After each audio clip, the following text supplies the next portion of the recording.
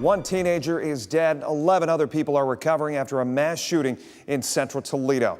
Good evening. I'm Jeff Smith. Melissa Andrews with the night off. We start with our top story and we continue our live team coverage of this 4th of July block party turned violent. Emma Henderson talks with the man charged with stopping gun violence here in Toledo and the person who threw the party. Plus, we're going to check in with Dan Cummins in just a bit. He spoke with a retired law enforcement officer about what can be done to help. But let's start with Emma. And first, here's what we know. It started with a call of a man shooting a gun in the air near Detroit and Lawrence just before 12:30 this morning. 70 Toledo police officers rushing out to the scene. In all, 12 were shot. Emergency crews taking a 17-year-old by helicopter to Ann Arbor, but the teenager died. A 19-year-old and a 51-year-old, both listed in critical condition tonight. The other victims are expected to survive. And tonight, we have Toledo Police Chief George Krull saying we need a solution. We should be angry. We need to come together as a community. We've seen this type of violence in this country all year long, and now it's hit home. Someone there knows who was shooting these guns. The chief says none of the 70 officers involved fired any shots. WTOL has requested body and dash cam video from the scene. The chief also tells us witnesses have not been cooperating with this investigation. So tonight, let's get to Emma Henderson, who spoke with the man who not only threw this party, but she also sat down with JoJuan Armour, the man tasked with ending this gun violence. And Emma, what are you hearing tonight? Well, Jeff, the man I spoke to who actually hosts this party says it's something he's been doing for more than 2 decades. It's a combination of his brother's birthday and a 4th of July celebration. So he's still trying to piece together how that turned into a mass shooting. This neighbor was expecting a lively party filled with family, friends, and neighbors coming over to enjoy some food on the 4th. That's not what happened. We never had this type of issue ever. We never had this type of issue. It had to be somebody from somewhere else came over here and maybe started something.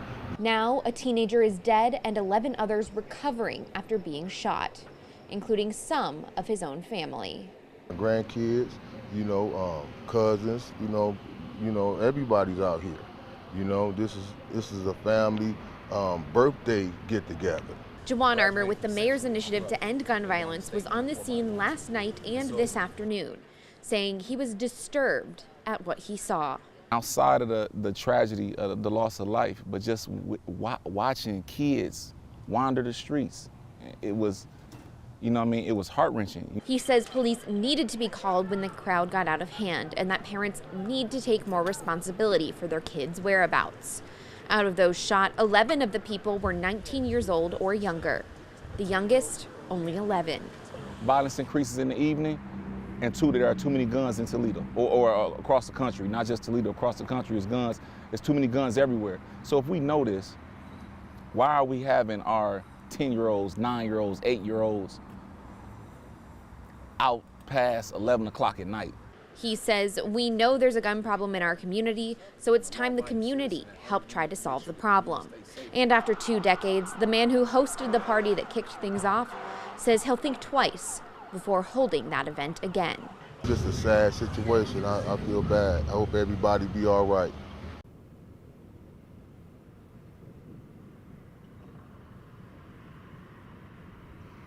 So for that, JoJuan says that interviews actually begin tomorrow for a new position, and so he's hoping that those jobs will be filled by the end of the summer, and he says that the shooting is an example of actually a way that those people would actually be able to help.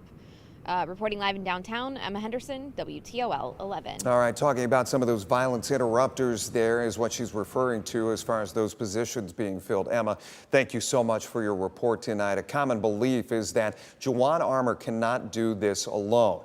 As the gun violence becomes more common, it takes a bigger response. You heard that in Emma's story. And new tonight, Dan Cummins talking with a retired police officer who offered his perspective on it. Dan? Jeff, the fact that 80 or more shots were fired in that incident last night, it's very alarming. There are so many guns on our streets. It's impossible to take the guns away, but we need to change the attitude. People are way too willing to shoot each other. Earl Mack has over 32 years in law enforcement. He's retired now, ran for Lucas County Sheriff. He's a leader in the Buffalo Soldiers, doing great work in our community, helping the needy, supporting veterans, supporting police. Events like last week's shooting can be prevented, but it takes all of us at all levels to have an impact on youth, whether it's at school or in the family, teaching the value of life. Now there's so many guns in the society that kids get hold of those, but they take examples and influences from adults. They see us grabbing the firearm, they see us carrying a firearm all the time, and it makes them feel kind of like a big person, or bring out some of those things in them that says, if you mess with me, I have this, or if you disrespect me, I have this. We have to change that. Tomorrow night, Jeff, Earl talks about improving the relationship between police and the public.